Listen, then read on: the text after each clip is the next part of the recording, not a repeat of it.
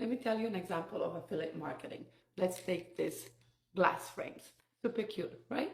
Let's say you're out for brunch with your friends and one of your friends say, oh my God, these eyeglass frames are absolutely amazing. Where are they from? Where did you get it? Just send me the link. I got you, girl. Well, guess what? These frames are from Amazon and I'm an Amazon affiliate. But Anna, I'm not an Amazon affiliate. How do you start? Where do you get your links? How do you share your links?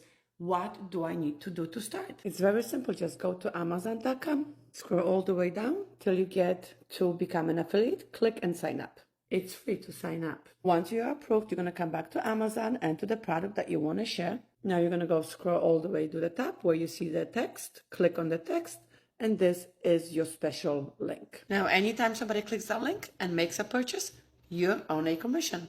Rinse and repeat for any and all products that you love and use. This is affiliate marketing, and affiliate marketing is everywhere. And what I do is called high ticket affiliate marketing, which means the products that I share cost more, so I get a high commission. Want to learn more about high ticket affiliate marketing?